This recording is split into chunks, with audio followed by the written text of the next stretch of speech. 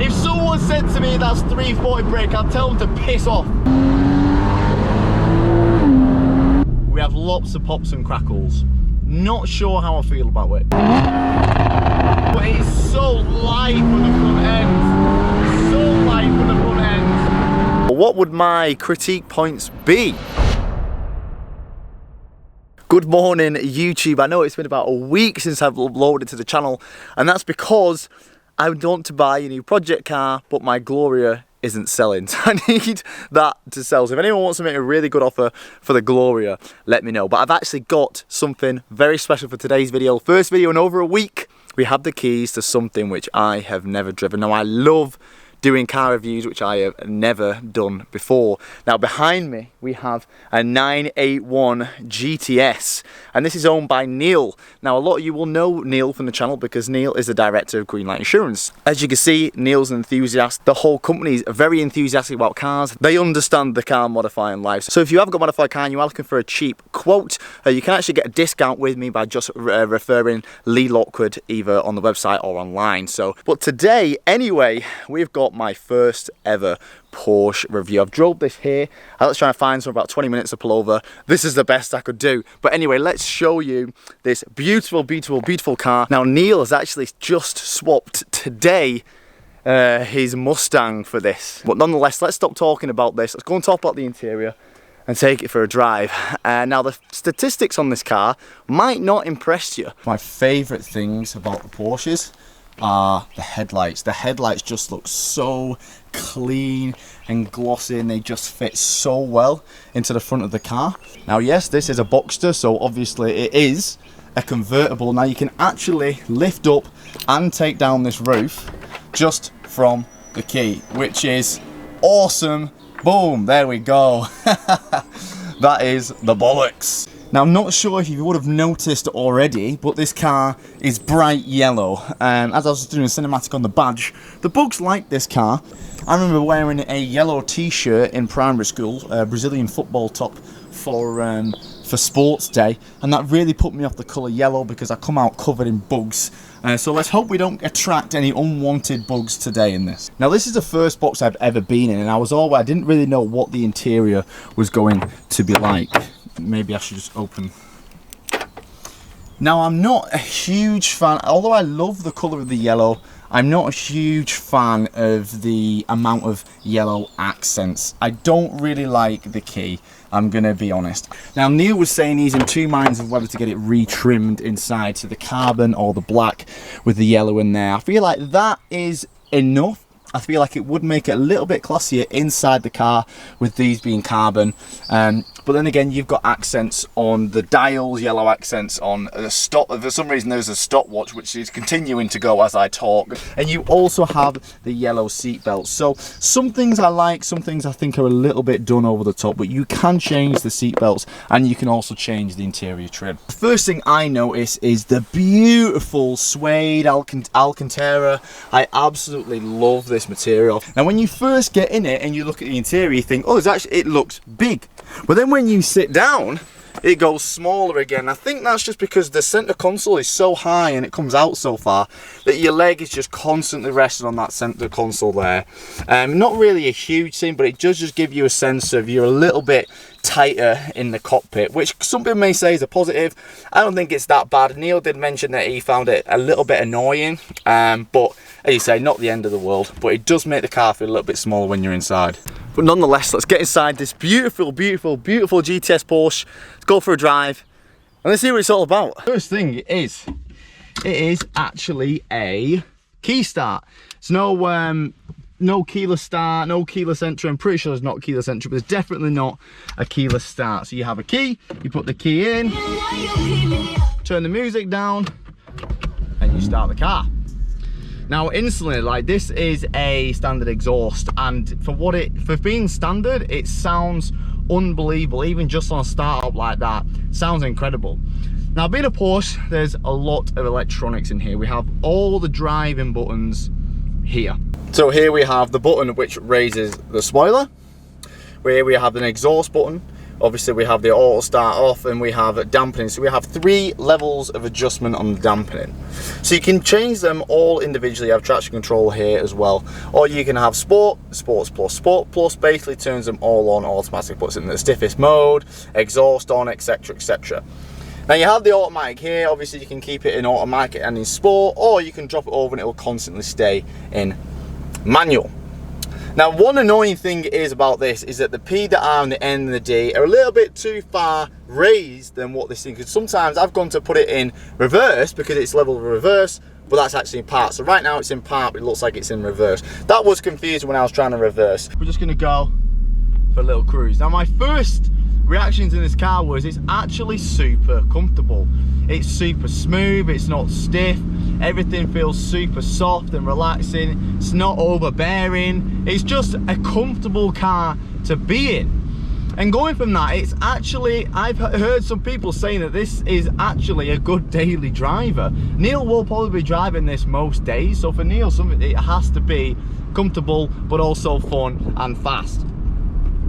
Now what it does is, I'll show you in a minute, when you're cruising, I've actually heard of people getting 40 miles to the gallon in these cars on cruises. Now what it does is it goes in some sort of, it's just done it again, when you release the throttle, or it doesn't need any throttle to propel itself to get more acceleration, it kind of goes in a idle mode whilst driving. The revs will just drop to about 400 RPM, 500 RPM, and it's not smooth as if the engine's relaxing down to that. It just goes boom. So we're cruising, and then say if we just want to relax, boom. With the GTS and the Porsches, it is very confusing to keep up with what model is what. I feel like their numbering of the cars and the amount of different variations I have is just so confusing. Confuses me massively. So with these GTSs, they had a 2.5 turbo, and then they went to then there's a 4 litre NA, and then there's this one which is a 3.4 NA, a flat 6.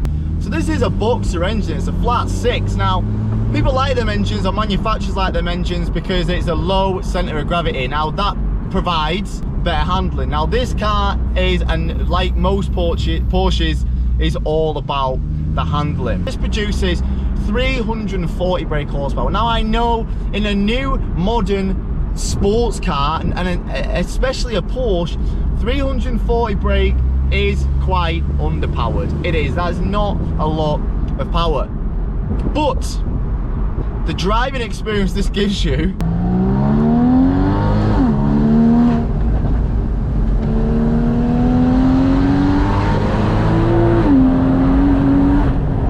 now this car at 4 grand seriously comes alive.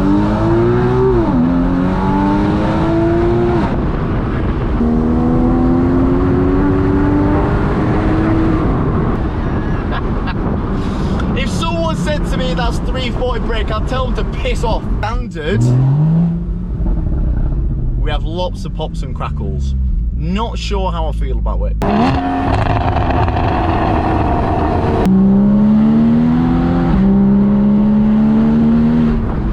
So, oh my god, the chugging, wow.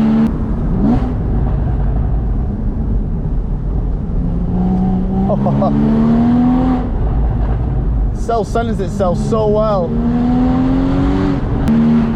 So clearly, it's not the fastest thing in a straight line. It does sound unbelievable. Then when you go to a mid-engine rear-wheel drive, and all that weight is behind you, it is definitely a crazy experience. So the fact that I've got my head out is making me feel like I'm going a lot faster than I am.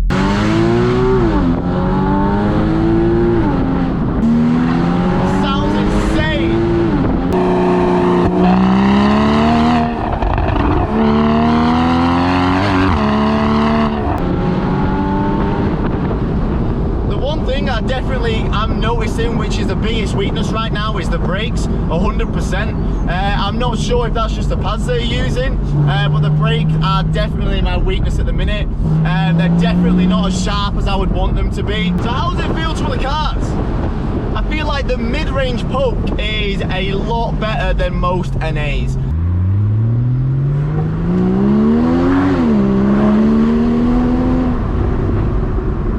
when you're at the top of the rev range, there isn't that sort of, you know, huge sort of power increase when you get to 7 or 8. The steering is so light, I really don't like the brakes. Oh my god. Oh, the mid-range.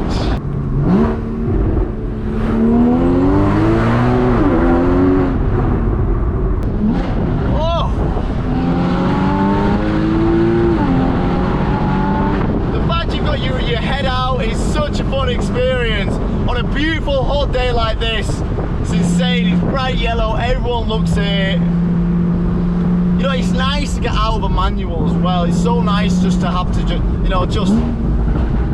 oh.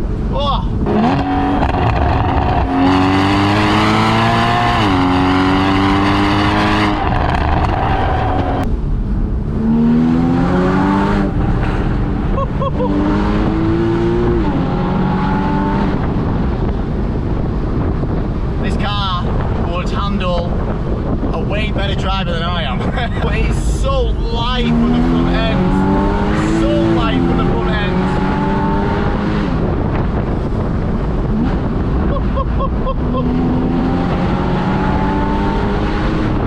Now this has actually got, I think Neil was telling me, it's got adjustable engine mounts, and when you're going around corners, them engine mounts adjust.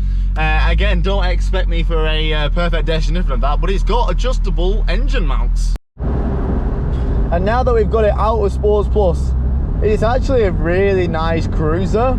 It's not a car that is horrible to drive slow, which like a lot of performance cars are. My M3, one of them, it's not really that nice driving it slow, especially with it being manual. But this, once you're out of Sports Plus, it's automatic, it's just super quiet, the exhaust is quiet. It's actually a really nice place to be. It is a fast car and it feels way faster than 340, but it's just a little bit more aggressive on the power, and just if I had a lot more confidence in the brakes, they feel really spongy. They don't feel as aggressive as a big brake kick should feel, which is probably the biggest downfall for it for me, to be honest, is the brakes. So this is one more view with the spoiler up. What a beautiful, beautiful, beautiful car, guys. Beautiful car. One more quite annoying thing is the handbrake is down here, and you actually have to push it to put it on, which is usually confusing. Usually you pull the handbrake to tighten the cable and put the brakes on, but this is the other way around. So here we are with the GTS behind us. Gorgeous, gorgeous, gorgeous car. Absolutely beautiful. Looking at it here, just in this scenery, it looks way bigger here actually. It looks beautiful. Absolutely beautiful. What would my critique points be? I hate the brakes. Maybe I'm used to just, harsher brakes, but to me, them brakes are probably the biggest letdown of the whole car. Probably going to let Neil know that and see if he thought the same thing. It is not the fastest car in a straight line, but is it faster, or does it feel faster than 340 brake? Definitely, it does feel faster than 340 brake.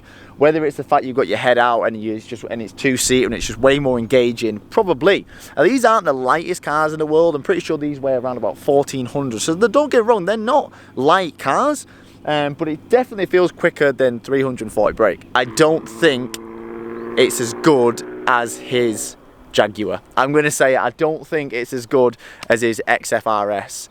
And considering that's a 4-seater family car and as well, I don't know how he's going to get on with this, but nonetheless, beautiful car, amazing to drive. Well, thank you for Neil for letting me borrow the keys for the Porsche. My first ever Porsche. Amazing feeling driving a mid-engine rear drive car. Thank you to Neil again. If you would like cheap modified car insurance, green light insurance, head over to them and mention Lee Lockwood on the call on the website and you will get a discount. But thank you very much for watching, everyone. I hope you enjoyed this. There is a beautiful Porsche and here is a not so beautiful Lee Lockwood. Thanks for watching. I love you all and I'll see you next time.